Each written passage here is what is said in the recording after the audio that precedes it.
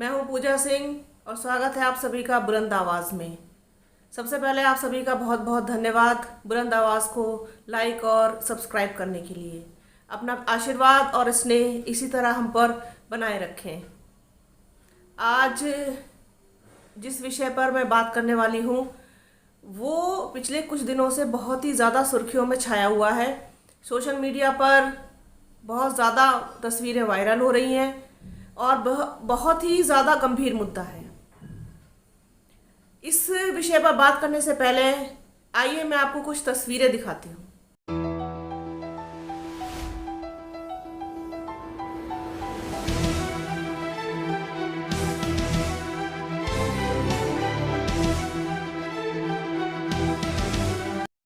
तो देखिए आपने ये तस्वीरें बहुत ही विचलित कर देने वाली हैं। पेट एग्ज़ाम था इसी वीकेंड पर। लोगों की, परीक्षार्थियों की जिस कदर भीड़ देखने को मिली वो साफ तौर पर दर्शा रही है कि बेरोजगारी का क्या आलम है हमारे देश में। ट्रेनों में लदे हुए लोग, चारों तरफ अव्यवस्था, किसके ऊपर सवालिया निशान है ये। जब लोग कांवड़ लेने जाते हैं, लाखों की भीड़ जाती है, हुजूम जाता है, तब तो आप उनके लिए जगह जगह पर व्यवस्थाएं करवाते हैं, फूल बरसाते हैं, उनको सारी सुविधाएं देते हैं। लेकिन जब यही लोग परीक्षा देने जाते हैं तब आप उनके लिए कोई इंतजाम नहीं करते हैं। बुलंद आवाज के माध्यम से मेरा ये सवाल आज का कि परीक्षार्थियों के साथ, बेरोजगार लोगों के साथ ये भेदभाव क्यों? कि उनके लिए कोई इंतजाम ही नहीं किए गए। कितनी बड़ी संख्या में लाखों लोगों ने इसका फॉर्म भरा। आपको पता था, आपने परीक्षा केंद्र बनाए हैं, आपको पता है कि कितनी भीड़ आएगी, कितने लोग परीक्षा देने आएंगे, आपने उनके लिए कोई व्यवस्था ही नहीं की। ये कैसे संभव है? इसका मतलब यह है कि आप इस मुद्दे को, इस विषय को बिल्कुल गंभीरता से लेते ही नहीं है। बेरोजगारी, बेरोजगार आपके लिए कोई मुद्दा ही नहीं है, कोई विषय ही नहीं है जिस पर बात की जाए, क्योंकि तस्वीरें तो यही बता रही हैं और यही बयां कर रही हैं। किस तरीके से लोग, मान लीजिए कोई अनहोनी घट जाती, मान लीजिए कोई हादसा बड़ा हो जाए, भगदड़ मच जाए, लोग कुचल जाएं, गिर जाएं, ट्रेन दुर्घटनाग्रस्त हो जाए, इसका जिम्मेवार कौन होगा? आपको बसेस एक्स्ट्रा लगानी चाहिए थी, ट्रेन में सुविधा होनी चाहिए। ट्रेन भी जैसे तैसे चल रही है, रेल व्यवस्था सबको पता है। उनके लिए इंतजामात क्यों नहीं है? आप परीक्षा कराते हैं, बच्चे फॉर्म भरते हैं, उसका पैसा लेती है सरकार। कोई फ्री में नहीं हो रहा है ये सब। फ्री में कोई परीक्षा या टेस्ट नहीं होता, उसकी कीमत चुकाते हैं परीक्षार्थी, बच्चे, बेरोजगार बच्चे, लड़के लड़कियां, बेरोजगार लड़के लड़कियां, जो एक उम्मीद में, किसी उम्मीद में ये सोच करके परीक्षा देने घर से निकलते हैं कि शायद उनका ये टेस्ट क्लियर हो जाएगा और उनको एक अदद नौकरी मिलेगी। तो ये हक मत छीनिए उनसे। ये हक है उनका कि आप अगर पैसा लेकर के कोई टेस्ट ऑर्गेनाइज करा रहे हैं या कंडक्ट कराने जा रहे हैं तो उसके लिए आप पूरी सुविधाएं दें। मतलब मन को बहुत ही विचलित कर देने वाली ये तस्वीरें हैं कि परीक्षार्थी किस तरीके से, उसमें लड़कियां भी हैं, किस तरीके से लद के, ऊपर चढ़ के, ट्रेन में घुस के, मतलब दम घुट जाए आदमी का। आप जो बैठे हुए हो, आप सरकार में बैठे हो, आप पोजीशन पर बैठे हो, आप लोगों को जरा सा भी आप लोगों को ये चीज, तस्वीरें या ये सिचुएशन विचलित नहीं करती? हम जैसे आम आदमियों को, हम जैसे आम इंसानों को ये चीजें विचलित करती हैं, आपको नहीं करती। पता नहीं किस तरीके से आप लोग पूरी व्यवस्था को चला रहे हैं। राम भरोसे चल रहा है ये देश और राम भरोसे चल रही है ये प्रदेश सरकार।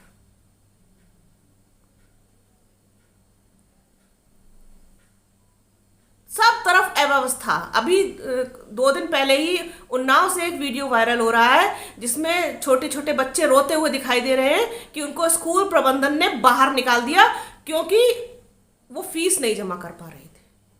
हमारे यहाँ बड़े मुझे हंसी आती है ये सोच करके कि जो चीजें फ्री है होनी चाहिए वो हम उनको पेड करके लेते हैं, जैसे कि शिक्षा, जैसे कि स्वास्थ्य। स्कूल में फीस जमा नहीं हुई तो बच्चों को बाहर निकाल दिया गया, उनको परीक्षा नहीं देने दी गई। कहाँ जा रहे हैं हम और कहाँ जा रहा है ये देश? सब कुछ राम भरोसे चल रहा है। लखनऊ जैसा शहर जिसके लिए मिसाल मैं देती थी कि लखनऊ में भी इतने अपराध नहीं होते हैं, लखनऊ फिर भी सेफ है लड़कियों के लिए, महिलाओं के लिए, लेकिन पिछले बीते 4-5 दिनों के अंदर अंदर ही 2 रेप की घटनाएं हो जाती हैं, वो भी मुख्य शहर के अंदर। महिलाओं के साथ, लड़कियों के साथ बलात्कार हुआ है, रिपोर्ट दर्ज नहीं हो रही थी, उसके लिए धक्के खा रही है पीड़िता। सब कुछ राम भरोसे चल रहा है, भगवान के भरोसे चल रहा है। कोई देखने वाला नहीं, कोई सुनने वाला नहीं। मैं हमेशा अपने हर वीडियो में यही कहती हूँ, यही सवाल उठाती हूँ कि कोई देखने वाला नहीं, कोई सुनने वाला नहीं, कोई सुनवाई आम जनता की नहीं। आप बेरोजगारी से मरिए, आप महंगाई से मरिए, आप बलात्कार हो जाए तो मरिए, आप चोरी डकैती हो जाए तो मरिए, कुछ भी हो जाए, स्वास्थ्य सेवाएं ना मिले तो मरिए, मरना आपको हर हाल में है। हम टैक्स देते हैं, हम टैक्स पेयर हैं, हम हर चीजों का पालन करते हैं, सब कुछ करते हैं, उसके बाद भी पिसती सिर्फ जनता है। ये पता नहीं कब तक चलेगा, मुझे तो ये समझ से परे है इनका लॉजिक, लगता है वो लॉजिक ही नहीं है किसी चीज में।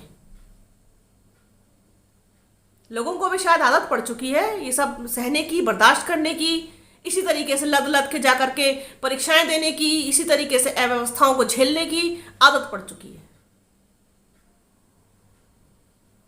क्योंकि हम अपनी आदत नहीं बदलना चाहते, इसीलिए सरकार बदलना नहीं चाहती खुद को।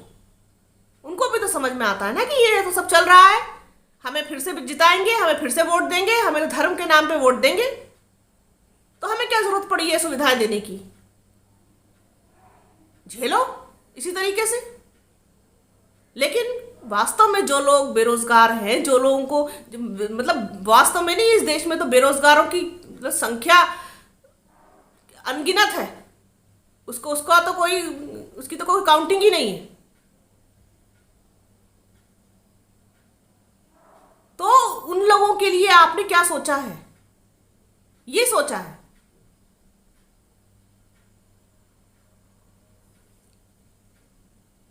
सवाल है ये कि इस तरीके से ये सब कब तक चलेगा? क्योंकि सवाल उठाना हमारा काम है, ये तो हम करेंगे।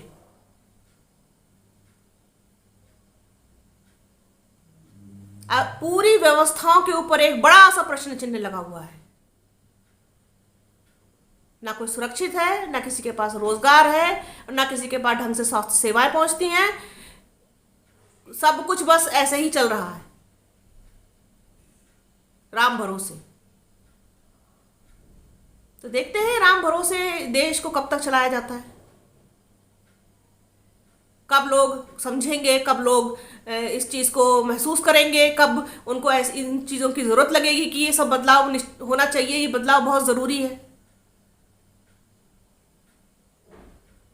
इसी तरीके के और तमाम मुद्दे हम समय समय पर लाते हैं बुलंद आवाज के माध्यम से। आज मुझे ये थोड़ा ज़रूरी लगा कि ये मुद्दा उठाया जाए, क्योंकि इनमें कई चीज़ें एक साथ थी, कई सारे टॉपिक्स थे अलग अलग।